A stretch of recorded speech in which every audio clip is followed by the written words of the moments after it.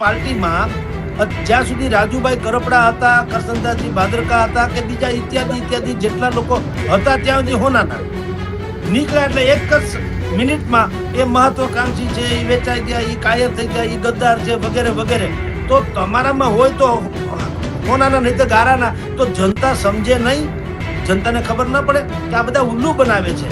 જો એ ખરાબ હતા, મહત્વકાંક્ષી હતા, જેમ કે ઓલા ઉમેશ મકવાણાના કેસમાં બોટાદમાં કે છે કે છેલ્લા તમે જુઓ ગોપાલ ઇટાલિયા ઈશુદાન બધાએ કીધેલું કે અમે છેલ્લા કેટલાય સમયથી જોતા હતા, 6-7 મહિનાથી કે નિષ્ક્રિય હતા, ભાજપની બી ટીમ બનીને કામ કરતા હતા, એનું મથરાવટી મેલી હતી, એના ઘણા કાળા ધોળા હતા અને અંતે ઈ ગયા છે. પેલા ભાઈ તમને આટલી બધી ખબર હતી તોય તમે 6 મહિને તો હલાવ્યા, તો તમને પ્રજાની તો પડી જ નથી ને. આ તો પક્ષની માથે ડખો થયો એટલે તમે મીંડા ઉકળવા.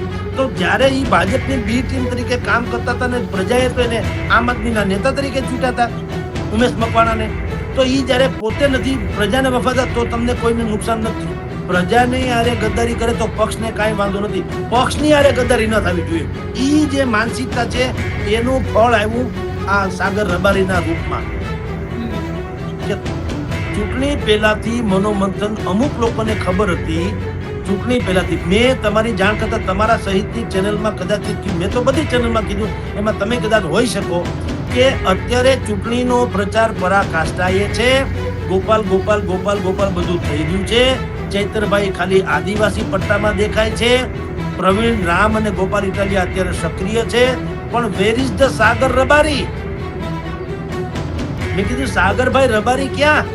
અને એમાં રાજુભાઈ કરપડા જ્યારથી નીકળી ગયા ત્યાર પછી તો સાગર રબારીને ઓર વધારે પ્રમોટ કરવાની જરૂર છે, કારણ કે કિસાન અને માલધારી સમાજ એનો સૌથી મોટો ચહેરો તો સાગરભાઈ રબારી છે.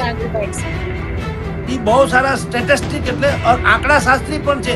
એની દલીલને વિરોધ કરવામાં શાસક પક્ષને પણ ખીણ આવી જાય એટલો અભ્યાસુ વ્યક્તિ.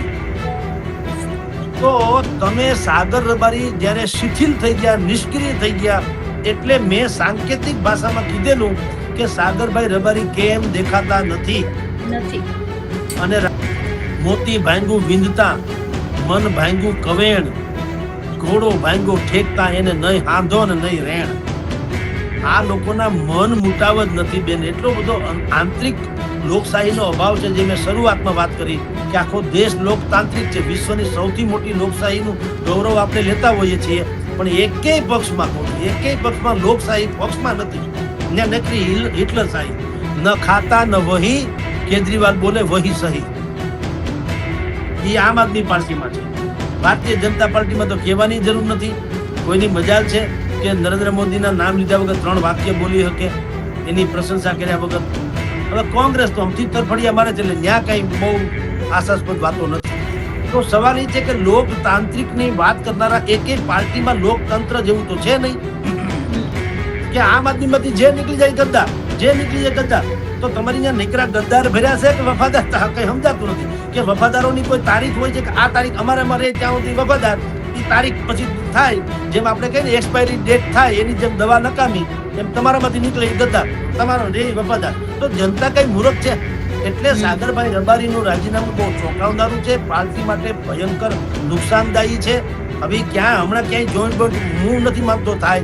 જેમ રાજુ કરપડા વખતે મેં કીધું એમ તો થયું કે એ જોઈન્ટ નહીં થાય. પેલા એના સમર્થકોને પૂછશે તો 11 જેટલા સંમેલન કર્યા ને એને ખેડૂતોના, પછી ભાજપમાં જોડાણા. એ પણ આપણે કીધું હતું કામ થશે. સાગરભાઈ રબારીનું પણ તમને કહું, હમણાં નજીકના ભવિષ્યમાં ક્યાંય નહીં જોડાય. એ એમને પોતાની સંસ્થા, ખેડૂતોને લગતી જે કઈ એની સંસ્થા ભૂતકાળમાં હતી, નામ ભૂલી ગયો હું, એવી કોઈ બેનર તળે કિસાનોના પ્રશ્નો જે છે કિસાન નેતા તરીકે પોતાની જાતને પ્રમોટ કર્યા કરશે. આગે આગે દેખો હોતા હે ક્યાં. આવી સ્થિતિ થવાની. જો આપણા જેવા બહારના લોકોને આટલી ખબર હોય તો પક્ષના લોકોને તો ખબર હોવી જોઈએ ને. નમસ્કાર, હું નીલમ ખારેચા, આપ જોઈ રહ્યા છો મહામંથન મંતવ્ય ન્યૂઝ. જે રીતે આજે સવારમાં સમાચાર સામે આવ્યા કે આમ આદમી પાર્ટીના ખેડૂત નેતા સાગરભાઈ રબારી છે, તેમણે પણ આમ આદમી પાર્ટીથી છેડો ફાડી દીધો છે અને પોતાના સોશિયલ મીડિયા પર એક પોસ્ટ કરી હતી અને આખી વાત કરી હતી. સર, એક પછી એક આ આખા મુદ્દાને લઈને આપણે જો વાત કરીએ તો છેલ્લા થોડા સમયમાં આમ આદમી પાર્ટીમાં એક પછી એક કાંગરા ખરી રહ્યા છે. પહેલા કરસન બાપુ ભાદરકા, ત્યારબાદ રાજુભાઈ કરપડા, હવે સાગરભાઈ રબારી.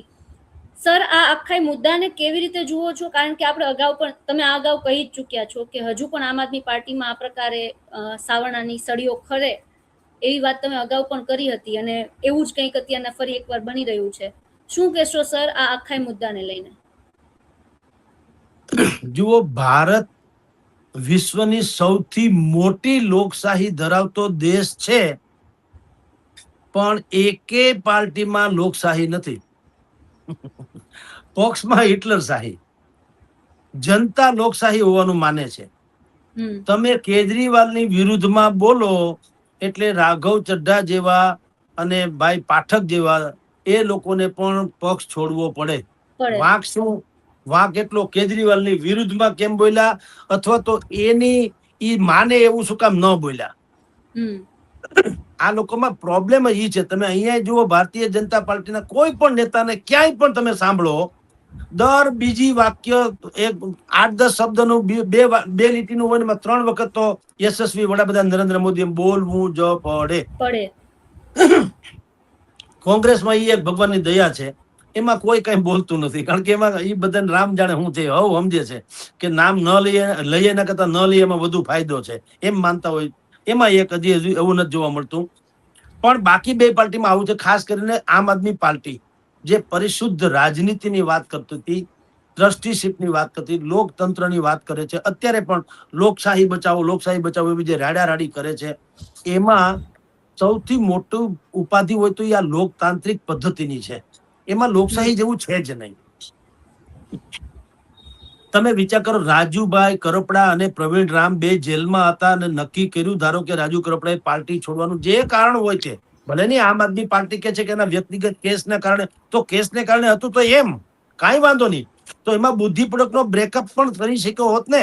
તો ભાઈ કામ કરો, તમે હમણાં કોઈ પણ બાના સબબ, બીમારીનાથી સહિતના પરદેશ જવાના કે કોઈ પણ બાના સબબ તમે આમ આદમી પાર્ટીમાંથી અત્યારે નિષ્ક્રિય થઈ જાઓ, વળી પાછો કઈક સમય આવે તો ગોઠવાઈ જાજો. એવું કઈક મધ્યસ્થી રસ્તો નીકળ્યો હોત ને. એને બદલે એને પણ ટ્વિટર ઉપર જાહેર કર્યું અથવા તો સોશિયલ મીડિયા પર કીધું કાલથી આપણે નથી રમવું, તો કે થયું.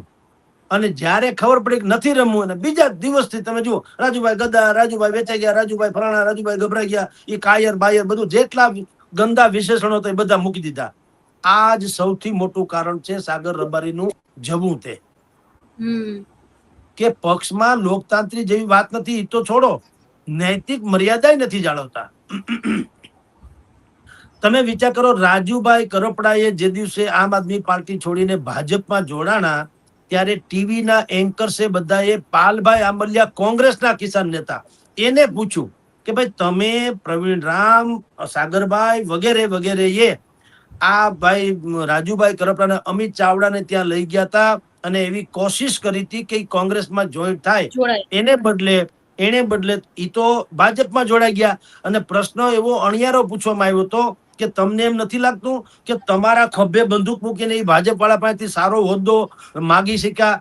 કારણ કે નહીતર એમ કહી શકતા, જો મને કોંગ્રેસ લેવા તૈયાર છે, બોલો તમારે મને કંઈક આપવું છે, નહીતર પછી કોંગ્રેસ બનાવ. આવું તમને નથી લાગતું? એવો અણિયારો પ્રશ્ન પૂછ્યો તો પણ પાલ આંબલિયાએ શું કીધું કે જુઓ બેન, એ તમારે પ્રશ્ન છે, પણ હું તમને કહું, અમારા કમનસીબ કે અમે લોકો એને કોંગ્રેસમાં સામેલ કરાવી ન શક્યા, પણ એ ભલે ભાજપમાં ગયા, હવે ન્યાયના જે હાલ થવા હોય થાય, પણ રાજુ કરપડા એઝ એટલે કે ખેડૂત નેતા તરીકે એમાં કાંઈ ઘટે નહીં. એ ઝુંઝારું છે, યુવાન છે, ખેડૂતને સમર્પિત છે, એમાં કઈ ઘટે નહીં. સારામાં સારો એક ખેડૂત નેતા અમે ગુમાવ્યો. આ પાલભાઈ આંબલિયાના શબ્દો હતા. આને કહેવાય પરિપક્વ રાજનીતિજ્ઞ. કે ભાઈ તમારામાં ન આવે એટલે કચરો, આવે તો હોનું, એમ હાલે કોઈ દિવસ? એનો અર્થ શું? ભારતીય જનતા, અરે આપણે સોરી, આમ આદમી પાર્ટીમાં જ્યાં સુધી રાજુભાઈ કરપડા હતા, કરસનદાસજી ભાદરકા હતા, કે બીજા ઇત્યાદિ જેટલા લોકો હતા, ત્યાં સુધી હોનાના નીકળ્યા એટલે એક જ મિનિટમાં એ મહત્વકાંક્ષી છે, એ વેચાઈ ગયા, એ કાયર થઈ ગયા, એ ગદ્દાર છે, વગેરે વગેરે. તો તમારામાં હોય તો હોનાના, નહીં તો ગારાના. તો જનતા સમજે નહીં? જનતાને ખબર ના પડે કે આ બધા ઉલ્લુ બનાવે છે? જો ઈ ખરાબ હતા, મહત્વકાંક્ષી હતા, જેમ કે ઓલા ઉમેશ મકવાણાના કેસમાં બોટાદમાં કે છે કે છેલ્લા તમે જુઓ ગોપાલ ઇટાલિયા ઈસુદાન બધાએ કીધેલું કે અમે છેલ્લા કેટલાય સમયથી જોતા હતા 6-7 મહિનાથી કે નિષ્ક્રિય હતા, ભાજપની બી ટીમ બનીને કામ કરતા હતા, એનું મથરાવટી મેલી હતી, એના ઘણા કાળા ધોળા હતા અને અંતે ઈ ગયા છે. એલા ભાઈ, તમને આટલી બધી ખબર હતી તોય તમે 6 મહિને તો હલાવ્યા, તો તમને પ્રજાની તો પડી જ નથી ને. આ તો પક્ષની માથે ડખો થયો એટલે તમે મીંડા ઉકળવા. તો જ્યારે ઈ ભાજપની બી ટીમ તરીકે કામ કરતા હતા ને પ્રજાએ તો એને આમ આદમીના નેતા તરીકે ચૂંટ્યા હતા, ઉમેશ મકવાણાને, તો ઈ જ્યારે પોતે નથી પ્રજાને વફાદાર તો તમને કોઈને નુકસાન નથી થયું. પ્રજાને હારે ગદ્દારી કરે તો પક્ષને કાંઈ વાંધો નથી, પક્ષની હારે ગદ્દારી ન થવી જોઈએ. ઈ જે માનસિકતા છે એનું ફળ આવ્યું આ સાગર રબારીના રૂપમાં કે તમે રાજુ કરપડાને એક જ સેકન્ડમાં ગદ્દાર કહી દીધો, જેમ રાઘવ ચઢ્ઢાને પણ એક જ સમયમાં ગદ્દાર કહી દીધો ને. હજી તો એને રાજીનામું 3 જણાએ હું આપ્યું તા તો બસ ગદ્દાર, કાયર, બેવકૂફ, જે ઘણા બધા ગંદા વિશેષણો લાગે. અરે ઈ બધાય છોડો, હરભજન સિંહ તો વર્લ્ડ ક્લાસ ક્રિકેટર છે ને આપણી શાન છે. ઈ ઠીક છે આમ આદમીમાં છે પણ ઈ તો ભારતનું રત્ન છે ને. લતા મંગેશકર રાજ્યસભામાં ભારતીય જનતા પાર્ટી વાળાને લઈ ગયા એટલે ભાજપના લતા મંગેશકર ગણાય કોઈ દી? સચિન તેંડુલકરને કોંગ્રેસ લઈ ગયું હોય રાજ્યસભામાં એને ભારત રત્ન આપ્યો, કોંગ્રેસના નેતા ન ગણાય. નહીં તો ભારતના રત્નો છે બધા. એ જે પક્ષ એને લઈ ગયા એ ઠીક છે. અબ્દુલ કલામને કોણ લઘુમતીના અગ્રણી કોઈ કહે? એ તો આપણા દેશની વિરાસતોમાં ગણાય ને. આપણા મિસાઇલ મેન તો પૂજનીય છે આ બધા જ લોકો. ડોક્ટર બાબા સાહેબ આંબેડકરને કોઈ કહે દલિત નેતા, દલિત લોકો માનતા હોય એ ખોટું છે. આ તો રાષ્ટ્રીય કક્ષાના આપણા નેતા છે. એટલે અમુક લોકો છે એ પક્ષની અમુક પ્રકારની ઓલાથી પર હોય છે, સરહદોથી. તો એવી બાબતમાં હરભજન તો એના ઘરની ઉપર લખી આવ્યા લોકો ગદ્દાર ગદ્દાર ગદ્દાર. એટલે ભલામણા બહુ કરી તમે તો હરભજન સિંહ હું કરી નાખ્યું ગદ્દાર. એટલે ભાજપમાં હોય ગદ્દાર ને આમ આદમીમાં હોય વફાદાર ને, એમ તે હોતું છે. તમે અફસોસ તો જો ગદ્દાર હતો તમે રાખ્યો શું કામ? તો તમારી ત્યાં હોય તો વફાદાર, નીકળે તો ગદ્દાર. અને એને ગદ્દારી શું કર્યું? આરડીએક્સ લઈ આવ્યા, ફોડ્યો, કોઈના લોહી કાઢ નાખ્યા, કોઈ મારી નાખ્યા કોઈને. ગદ્દારી એટલે શું મને કયો? એને કઈ ભારતને નુકસાન પહોંચાડ્યું તો આપણે કહીએ ગદ્દાર. તમારા પક્ષની યારે ન જાય હું તો થયું, પણ એને ભારતને કઈ નુકસાન પહોંચાડ્યું છે? એટલે હું આપને કહું નીલમબેન, સાગર રબારીના કેસમાં પણ આ જ થયું. ચૂંટણી પહેલાથી મનોમંથન અમુક લોકોને ખબર હતી. ચૂંટણી પહેલાથી મેં તમારી જાણ કરતા તમારા સહિતની ચેનલમાં કદાચિત, મેં તો બધી ચેનલમાં કીધું, એમાં તમે કદાચ હોઈ શકો કે અત્યારે ચૂંટણીનો પ્રચાર પરાકાષ્ઠાએ છે. ગોપાલ ગોપાલ ગોપાલ ગોપાલ બધું થઈ રહ્યું છે. ચૈતરભાઈ ખાલી આદિવાસી પટ્ટામાં દેખાય છે. પ્રવીણ રામ અને ગોપાલ ઇટાલિયા અત્યારે સક્રિય છે. પણ વેર ઇઝ ધ સાગર રબારી? મેં કીધું સાગરભાઈ રબારી ક્યાં? અને એમાં રાજુભાઈ કરપડા જ્યારથી નીકળી ગયા ત્યાર પછી તો સાગર રબારીને ઓર વધારે પ્રમોટ કરવાની જરૂર છે. કારણ કે કિસાન અને માલધારી સમાજ એનો સૌથી મોટો ચહેરો તો સાગરભાઈ રબારી છે. એ બહુ સારા સ્ટેટિસ્ટિક એટલે આંકડા શાસ્ત્રી પણ છે. એની દલીલને વિરોધ કરવામાં શાસક પક્ષને પણ ફીણ આવી જાય એટલો અભ્યાસુ વ્યક્તિ. તો તમે સાગર રબારી જયારે શિથિલ થઈ ગયા, નિષ્ક્રિય થઈ ગયા, એટલે મેં સાંકેતિક ભાષામાં કીધેલું કે સાગરભાઈ રબારી કેમ દેખાતા નથી. અને રાજુ કરપડા જયારે નીકળ્યા ત્યારે તમે મારી ડિબેટ જે તે સમયની જોઈ લો. મેં કીધેલું હતું કે રાજુભાઈ કરપડાએ રાજીનામું આપ્યું એ અલ્પ વિરામ છે, પૂર્ણ વિરામ નથી. હજી ઘણા કડાકા ભડાકા થશે. પણ તે દિવસે આપણને ટ્રોલ કરનારાની તો આખી બધી ગેંગ તો હોય જ છે કે તમે ડરી ગયા, પૈસા ખાઈ ગયા, તમે ફલાણું, તમે ઢીકણું. ભાઈ તમારું જે સમજો તે મૂળ વાત તો આ હતી કે તમારામાં ગાબડા પડી ગયા છે એ અમને દેખાઈ ગયું હતું, તો તમારે હાંધવાની કોશિશ કરાય. પાપી લોકો એમ ન કહેવાય કે ફલાણાભાઈ પૈસા ખાઈ ગયા. અમારું જે હોય તે તમને તો અમે ઇન્ડિકેશન આપ્યું હતું ને કે ભાઈ મોરબીનો ડેમ તૂટવાની તૈયારીમાં છે. એમ જો કોઈ કીધું તો બચી જાત કે નહીં? કોઈએ ન કીધું આપણે હજારો લોકોએ જાન ગુમાવ્યા. એમ આમ આદમી પાર્ટી તૂટી રહી છે, હજી તૂટવાની છે એવું હું કહું તો કોકે પૂછવું જોઈએ ને કે સાહેબ તમને શું લાગે કોણ હજી તૂટે એમ છે? તો હું 100% કે આ બધા જાળવા જાજો, મારા પાસે એવા ન્યૂઝ છે કે સમથિંગ થશે. તો કદાચિત એને તમે રેણ કરી શક્યા હોત. પણ આ તો શું છે, મોતી ભાંગું વિંધતા, મન ભાંગું કવેણ, ઘોડો ભાંગો ઠેકતા, એને નહીં હાંધો ને નહીં રેણ. આ લોકોના મન મુટાવ જ નથી બેન. એટલો બધો આંતરિક લોકશાહીનો અભાવ છે. જે મેં શરૂઆતમાં વાત કરી કે આખો દેશ લોકતાંત્રિક છે, વિશ્વની સૌથી મોટી લોકશાહીનું ગૌરવ આપણે લેતા હોઈએ છીએ, પણ એકેય પક્ષમાં કહું છું, એકેય પક્ષમાં લોકશાહી પક્ષમાં નથી. ત્યાં નકરી હિટલરશાહી. ન ખાતા ન વહી, કેજરીવાલ બોલે વહી સહી. એ આમ આદમી પાર્ટીમાં છે. ભારતીય જનતા પાર્ટીમાં તો કહેવાની જરૂર નથી. કોઈની મજાલ છે કે નરેન્દ્ર મોદીના નામ લીધા વગર 3 વાક્ય બોલી શકે, એની પ્રશંસા કર્યા વગર. હવે કોંગ્રેસ તો અમથી તરફડિયા મારે છે, એટલે ન્યા કઈ બહુ આશાસ્પદ વાતો નથી. તો સવાલ એ છે કે લોકતાંત્રિકની વાત કરનારા એકેય પાર્ટીમાં લોકતંત્ર જેવું તો છે નહીં. કોણે જનતાને પૂછીને ઉમેદવાર ઉભા રાખ્યા? બધાએ પોતપોતાને ફાવે એમ ઉભા રાખ્યા છે. તમારે મારે ફરજિયાત ચૂંટવા પડે ને કાંઈ એને ધિકારવા પડે, એ જનતા ઉપર છોડી દે. અને હવે જેમ ઓર્ગેનિક અને ઓર્ગેનાઇઝ ક્રાઇમ હોય, શબ્દ છે ઓર્ગેનાઇઝ ક્રાઇમ, સંગઠિત ગુનાખોરી, એવું હવે ઓર્ગેનાઇઝ પોલિટિક્સ થઈ ગયું છે. તમે ને હું ગમે એવા બખાડા કાઢો, પણ એની પાસે એવી વ્યવસ્થા છે કે એને જીતવા માટે જોઈએ એટલા મત તો એની પાસે સિક્યોર છે. શું કરી લો તમે? હાલો, જીતે છે તો લોકતાંત્રિક રીતે મત આપ્યા, પણ મત એની પાસે સિક્યોર છે. જેટલા જીતવા માટે મત જોઈએ એ સિક્યોર છે. એટલે મારી તમારી કે કોઈ પણ માણસ ગમે એવા બખોડા કાઢે, ક્યાં ફરક પડતા है? एक आईना था सो टूट गया, खुद से अगर शर्मा हो तो क्या, और जब देखने वाला कोई नहीं, जल जाओ तो क्या, बुझ जाओ तो क्या. તમારું કોઈ નોંધ લે તો માથા કૂટ ને. તો સાગર રબારીના કેસમાં બેન 15 દાડાથી મેં આપ સહિતની તમામ ચેનલમાં કીધેલું કે એની નિષ્ક્રિયતા બહુ સાંકેતિક છે. સાગરભાઈ રબારી કેમ નથી દેખાતા? ખાસ કરીને રાજુ કરપડાના રાજીનામા પછી વધુ દેખાવા જોઈએ. માલધારી અને કિસાન ખેડૂત વર્ગ, એની ઉપર સૌથી મોટી પકડ અગર કોઈની હોય તો સાગરભાઈ રબારીની છે. મહામંત્રી જેવી એની પોસ્ટ છે. ઉત્તર ગુજરાતમાં એના માલધારી અને આપણે ખેડૂત વર્ગ, એમાં એનો પડ્યો બોલ ઝીલાય છે, સમજી લ્યો. તો એનો ઉપયોગ કેમ નથી થતો? એવું જયારે આપણે ડિબેટમાં કીધું તો આમ આદમી પાર્ટી કોઈએ કાંઈ નોંધ એની રીતે લીધી ને, કોઈ હરામ બરોબર ક્યાં એમાં એક સંવાદ જેવી વ્યવસ્થા હોય તો.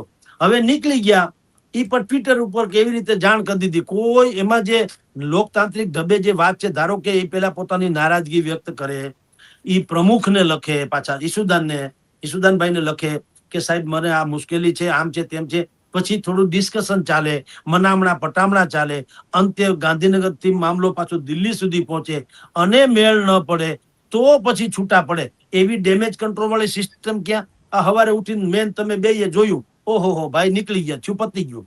તો કોઈને અફસોસ નહીં, કોઈને કાંઈ નહીં. લ્યો, અફસોસ નહીં કોઈ. અત્યારે તમારે કોઈક આમ આદમી પાર્ટી વાળાને પૂછો કે ભાઈ સાગરભાઈ રબારીએ રાજીનામું આપ્યું, તમે શું કહો? તો આપણા જેમ મેં એક જમાનામાં વાત કરી હતી કેશુભાઈ વાળી વાત, બસ આમ જોક જેવી છે કે જયારે પહેલી વખત કેશુભાઈની સરકાર આવી તો અહીંયા રાજકોટમાં સર્કિટ હાઉસમાં પત્રકારો હારે જમણવાર હતું. પછી જયારે રાજપા ભાજપા થયું ત્યારે શંકરસિંહ વાઘેલાએ બળવો કર્યો ત્યારે, એટલે પછી પત્રકારો એક પછી એક પૂછતા હતા, ભાઈ વિપુલભાઈ ચૌધરી ગયા તો કેશુભાઈ કે એના સ્વભાવ પ્રમાણે કે ભાઈ કચરો ગયો, ફલાણાભાઈ ગયા તો ભાઈ કચરો ગયો. પછી અંતે અહીંયા રાજકોટમાં અમે લોકો ભાઈ ઉમેશ રાજગુરુ નું સંભળાય છે કે ઈ પણ હવે રાજપામાં જોઈન કરે. કેલા ભાઈ મેં તમને કીધું ને બધો કચરો ગયો છે, પછી ક્યાં વાત રહી? એટલે મેં ત્યારે એમ કીધેલું, કેશુભાઈ તમારી આ પાર્ટી છે કે ઉકરડો કચરો જાજો કાઢ્યો કહું. આ એના જેવું છે કે આમ આદમી માંથી જે નીકળી જાય ગદ્દાર, તો તમારી ત્યાં નીકળ્યા ગદ્દાર ભર્યા છે કે વફાદાર? કઈ સમજાતું નથી કે વફાદારોની કોઈ તારીખ હોય છે કે આ તારીખ અમારે ત્યાં સુધી વફાદાર, એ તારીખ પછી થાય, જેમ આપણે કહીએ ને એક્સપાયરી ડેટ થાય એની જેમ દવા નકામી, એમ તમારામાંથી નીકળે એ ગદ્દાર, તમારો રે વફાદાર. તો જનતા કઈ મૂર્ખ છે? એટલે સાગરભાઈ રબારીનું રાજીનામું બહુ ચોંકાવનારું છે, પાર્ટી માટે ભયંકર નુકસાનદાયી છે. હવે હમણાં ક્યાંય જોઈન્ટ બોઈન્ટ હું નથી માનતો થાય. જેમ રાજુ કરપડા વખતે મેં કીધું એમ તો થયું કે એ જોઈન્ટ નહીં થાય. પેલા એના સમર્થકોને પૂછશે તો 11 જેટલા સંમેલન કર્યા ને એને ખેડૂતોના, પછી ભાજપમાં જોડાણા. એ પણ આપણે કીધું હતું કામ થશે. સાગરભાઈ રબારીનું પણ તમને કહું, હમણાં નજીકના ભવિષ્યમાં ક્યાંય નહીં જોડાય. એ એમને પોતાની સંસ્થા, ખેડૂતોને લગતી જે કઈ એની સંસ્થા ભૂતકાળમાં હતી, નામ ભૂલી ગયો હું, એવી કોઈ બેનર તળે કિસાનોના પ્રશ્નો જે છે, કિસાન નેતા તરીકે પોતાની જાતને પ્રમોટ કર્યા કરશે. આગે દેખો હોતા હે ક્યાં. આવી સ્થિતિ થવાની. જો આપણા જેવા બહારના લોકોને આટલી ખબર હોય તો પક્ષના લોકોને તો ખબર હોવી જોઈએ ને શું ઘટના ઘટીવા જઈ રહી છે.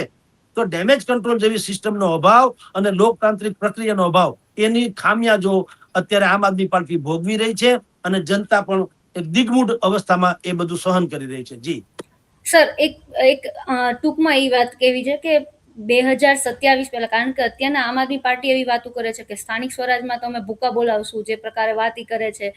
સુરત મહાનગરપાલિકામાં અમારો મેયર બનશે તેવી વાત કરે છે, જે પ્રકારે આખી વાત છે. પણ એ પહેલા અને આ 2027 પહેલાની સેમીફાઇનલ સ્થાનિક સ્વરાજ ગણાય છે, અને એ પહેલા આ પ્રકારે આમ આદમી પાર્ટીમાં જે રાષ્ટ્રીય સ્તરે પણ થયું અને હવે આપણે ગુજરાતમાં પણ એક પછી એક આ જે સાવરણાની સળીઓ ખરે છે. તો શું લાગે છે કે ભવિષ્યમાં આમ આદમી પાર્ટી જે મોટી થવાની વાત કરે છે, તમારા મતે શું લાગે છે કે ઈ સંકોચાશે કે પછી હજી આમાં વ્યાપ વધશે?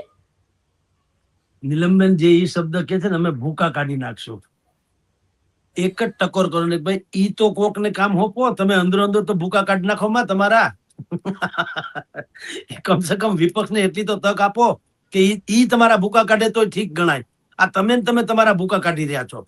ત્યાં રાઘવ ચઢ્ઢા ની 7 જણા વયા ગયા, ઈ ભૂકા નીકળી ગયા. હજી પંજાબની માન સરકાર ઉપર પ્રોબ્લેમ થવાની સંભાવના અત્યારે ઘડીઓ ગણા રહી છે. એ ભૂકા નીકળે તો આમ આદમી અંદરો અંદર તૂટી એમાં જ નીકળે ને. પ્રજાએ તો કઈ કર્યું નથી, તમારા ને તમારા લોકોએ જ કર્યું છે. એટલે તમારા ઘરનો ગોરો છે, તમે કોઠી ધુવો તો કાદવ જ નીકળવાનો. કોઠી ધુવો તો કઈ ગંદકી નહીં, કાદવ જ નીકળે. એમ તમારે ત્યાં એટલે કે આમ આદમી પાર્ટીમાં ભૂકા નીકળે છે, પણ તમારા ને તમારા લોકો ભૂકા કાઢે છે. રાજુ કરપડા એ ભૂકા કાઢ્યા, ભાઈ કરસનદાસજી ભાદરકા વાળા એ ભૂકા કાઢ્યા, રાઘવ ચઢ્ઢા એ ભૂકા કાઢ્યા, ઓલો પાઠકજી છે એને ભૂકા કાઢ્યા, ભાઈ મિત્તલજી છે એને ભૂકા કાઢ્યા, બીજા 7 જણા છે એને ભૂકા કાઢ્યા. હવે અત્યારે ભાઈ બાકી હતા તો સાગર રબારીએ ભૂકા કાઢ્યા. હજી કેટલાય લોકો ભૂકા કાઢવા પાઇપલાઇનમાં છે. મેં ત્યારે કીધું હતું ને આજે કહું છું, અલ્પ વિરામ છે, હજી પૂર્ણ વિરામ નથી. તો ભલામણા તમે તમારા ભૂકા કાઢો છો. તો અમારી શિકાયત એ છે, આખા ગુજરાતની શિકાયત એ છે કે ભલામણા તમે તમારા ભૂકા કા કાઢી નાખો. તમે તો એક સપનું સોણ્યું, તો બધાની નજરમાં એક સપનું વાવ્યું તો તમે લોકોએ કે એક સબળ કે સક્ષમ વિપક્ષ કોને કહેવાય. ભલે શાસકમાં ભારતીય જનતા પાર્ટી છે, પણ તમે લોકો કમસે કમ એવા સબળ ને સક્ષમ વિકલ્પ તો છો જ કે કમસે કમ જનતાની પીડા ત્યાં રજૂ કરી શકો. હવે તમે જ અંદરો અંદર ભાંગી તૂટી જાઓ છો, તમે બીજું કોઈને કરવું ક્યાં, કરવું શું જનતાને? એટલે મુશ્કેલી બહુ મોટી છે. હજી તમને કહું, ડેમેજ કંટ્રોલ ઈ સ્થિતિનું જ્યાં સુધી આમ આદમી પાર્ટી જ્યાં સુધી એને ગંભીરતાથી નહીં લે અને નીકળે અને ગદ્દાર ને ન નીકળે એ વફાદાર, એવી જે પદ્ધતિ છે ને, શોર્ટ માઇન્ડેડ કે તમે એક સેકન્ડમાં એ માણસને ગદ્દાર કહી દો તો શરમાતા નથી. ગઈકાલ સુધી તમારે કાખમાં લઈને ફરતા હતા ને એના આધારે તમે જીવતા હતા ને કેમ કહેતા કે કિસાનનો બહુ મોટા નેતા છે ને, વિઝનરી છે ને, ફલાણા છે ને, ઢીકણા. એક સેકન્ડમાં એ ગદ્દાર થઈ જાય એમ. તો આ શોર્ટ માઇન્ડેડ જે પરિસ્થિતિ છે ઈ ને બીજું, કેજરીવાલ ન ખાતા ન વહી કેજરીવાલ કહે વહી સહી, ઈ ધંધો ખોટો છે. તમે ગામ આખામાં લોકતાંત્રિક બચાવો લોકતંત્ર છે. કોંગ્રેસમાં રાહુલ ગાંધીની વિરુદ્ધમાં કોઈ એક અક્ષરે બોલે છે ને તો દુનિયા એટલે વિશ્વ રેકોર્ડ સ્થાપ્યો એને હારવામાં. આવો કોઈ નેતા હોય જેનો વિશ્વ રેકોર્ડ કહી શકાય એટલી એને હાર, તળિયાથી નળિયા સુધીની હાર પક્ષને આપી ભેટમાં. હાર હો, પરાજય. તોય નેતા તો રાહુલ ગાંધી જ લ્યો. હવે આ કઈ જેવું તેવું કહેવાય તો લોકતંત્ર ક્યાં છે? આપણે તો કોઈક સારું કોઈક માણસનું ઇધર ઉધર પોલીસ વાળો અમુક વધારેથી લોકોની દારૂ નથી પકડી શકતો અથવા તો વધારે દારૂ પકડે તો એને સસ્પેન્ડ કરીએ છીએ. કોઈ માણસ કઈ કામ તાત્કાલિક આપણે સસ્પેન્ડ કરીએ છીએ. આટલી મોટી હાર તમે આખી પાર્ટીને અત્યારે પ્રાદેશિક પક્ષોની ગુલામ જેવી હાલતમાં કોંગ્રેસની સ્થિતિ થઈ ગઈ. આટલી પ્રાચીનમાં સૌથી મોટી પાર્ટી ભારતીય કોંગ્રેસ, અખિલ ભારતીય કોંગ્રેસ, આઝાદી કાળથી આજ સુધીની, એની હાલત તો જુઓ ક્યાં પહોંચાડી કે વિપક્ષ તરીકે લોકો લાયકાત નથી ગણતા ને પ્રાદેશિક પક્ષો કરતા એનું વજન ઓછું થઈ ગયું. ઉત્તર પ્રદેશમાં તમે જો અખિલેશ યાદવની પાર્ટી જે સમાજવાદી પાર્ટી એનું જોર છે, પશ્ચિમ બંગાળમાં તૃણમૂલ કોંગ્રેસનું જોર છે, બાકીના બધામાં ડાબેરી પક્ષોનું જોર છે, અહીંયા બધા ભારતીય જનતા પાર્ટી વગેરેનું જોર છે. એટલે કોંગ્રેસને હું પેટમાં દુખે. કર્ણાટક એક બે ઠેકાણે ગમે એમ કરીને જીતે છે, જુદી વાત છે. બાકી આટલા મોટા રાજ્યો વાળો દેશ છે વિશ્વનો, તો એમાં તમે જુઓ કોંગ્રેસ ક્યાં. તો ઈ પદ્ધતિએ જે લઈ આવ્યા એને કઈ શિક્ષા તો આપતા નથી, એનું કોઈ ધડારૂપ પગલા તો લેતા નથી. રાહુલ ગાંધી જિંદાબાદ, રાહુલ ગાંધી જિંદાબાદ. તો આમાં ક્યાં લોકતાંત્રિક આવ્યું? અને કેજરીવાલમાં પણ એ જ પરિસ્થિતિ, ભારતીય જનતા પાર્ટીમાં એ જ પરિસ્થિતિ. પણ ભારતીય જનતા પાર્ટીમાં એટલું તો ખરું, નરેન્દ્ર મોદીના તમે ભલે ગમે એટલા દુશ્મન હો, એને એન કેન પ્રકારે પણ સાબિત તો કરી દીધું ને કે ભાજપ જે છે સૌથી શીર્ષ સ્થાને એવો વિશ્વનો સૌથી મોટી પાર્ટી પણ છે અને દિગ્વિજયી છે. અત્યારે મોટા ભાગના ભારતમાં એનું શાસન છે. તો છે ને તમારી મારી નજર આમે. તો મને ને તમને ગમે ને ગમે એ પછીની ઘટના છે. પક્ષની દ્રષ્ટિએ જુઓ તો નરેન્દ્ર મોદી એના માટે તો કામ ઓલા સાબિત થયા સારા કે જેને અડે એ લોઢું પણ હોય એ હોનું થઈ જાય, પારસમણી જેવું. તો સવાલ ઈ છે નીલમબેન કે આ બધી જેટલી ઘટનાઓ બને, સાગર રબારી ઈ પૂર્ણ વિરામ હોવું જોઈએ. ડેમેજ કંટ્રોલ જેવી સ્થિતિ દરેક પક્ષોએ રાખવી જોઈએ અને વળી બીજી કે વિપક્ષોએ એક થવું જોઈએ ને લોકતાંત્રિક વ્યવસ્થાની વાતો કરીએ છીએ ને ઈ અહેસાસ અમલમાં આવે એવો કરાવવો જોઈએ. અંદર હિટલર શાહી ને બહાર લોકશાહી વાત કરો તો કોઈની મેળ ન પડે. જી સર એક છેલ્લી વાત સર, એક નામ છે ને આમ આદમી પાર્ટીમાં સતત ચર્ચામાં ચાલતું હોય છે અને એ નામ છે ચૈતર વસાવા. ચૈતર વસાવાને લઈને સર એવી ચર્ચાઓ તમે જાણો છો કે ઘડી ઘડી એ નામ છે એવી રીતે ચર્ચામાં આવતું હોય છે કે આ ચૈતર વસાવા છે તે પાર્ટીથી રાજીનામું આપશે અને ટૂંક સમયમાં ભાજપમાં જોડાશે, એવી પણ વાતો થાય છે. વાતચીત થઈ ગઈ છે એવી પણ વાતો આપણે સાંભળતા આવ્યા છીએ. સર શું લાગે છે નજીકના ભવિષ્યમાં એમાં કોઈ બદલાવ આવે તમારા મતે? ના બેન, જો એવું છે જે આપણી પાસે ઓથેન્ટિક વાત નથી તો નથી, પણ હું સાચી વાત જે આપણને જાણવા મળી છે એ કહું છું. સૂત્રો બૂત્રો જે કહેવાય ને એના જેવું કે લોકો એવું હું સાંભળી રહ્યો છું કે ચૈતર વસાવાને પણ આમ આદમી પાર્ટીની મર્યાદાની ખબર પડી ગઈ કે આમાં કેજરીવાલની વિરુદ્ધ બોલવું એ ભારતની વિરુદ્ધ કર્યા જેવી વાતો છે.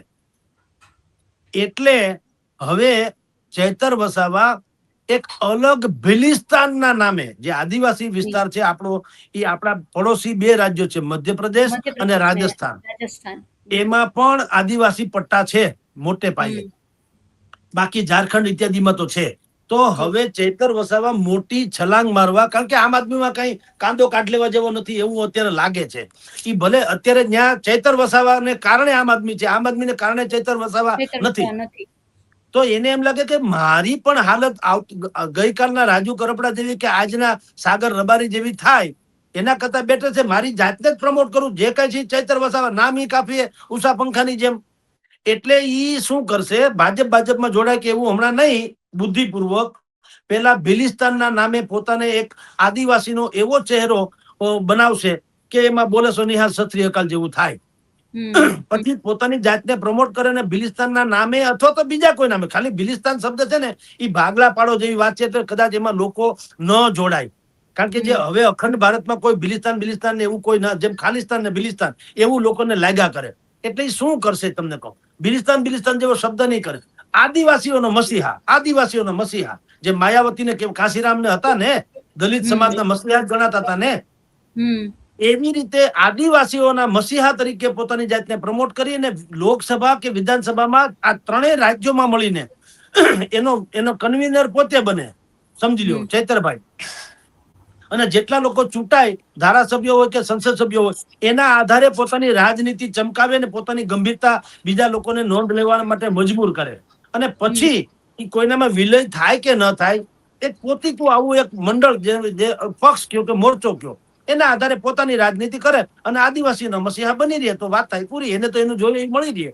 એટલે પણ ઈ બધી વાત મેં કીધી તેમ આમ આદમી પાર્ટીમાં અત્યારે આવું ચર્ચાઈ રહ્યું છે. તમને કહું છું, આના કઈ ઓથેન્ટિક આપણી પાસે વિગત નથી કે કાલે એ પાર્ટી છોડી દેશે, પણ કદાચિત એને કાલ પણ આવું કઈ થાય સાગર રબારી કે રાજુ કરપડા જેવું, તો એની પાછળનું બેકગ્રાઉન્ડ છે આ છે કે એને હવે પછીનો પડાવ ભારતીય જનતા પાર્ટીમાં જોડાવાનો નથી. એ આદિવાસીઓના મસીહા તરીકે ત્રણેય રાજ્યોમાં એ હવે ટૂંકમાં આંતરરાજ્ય એવા રાજનીતિમાં, ગુજરાતથી બહાર પડોશી રાજ્યમાં પણ આંતરરાજ્ય એવા નેતા બનવાની કોશિશ કરશે. જી બિલકુલ સર, અમારી સાથે જોડાયા અને માહિતી આપી તે બદલ આપનો ખૂબ ખૂબ આભાર સર.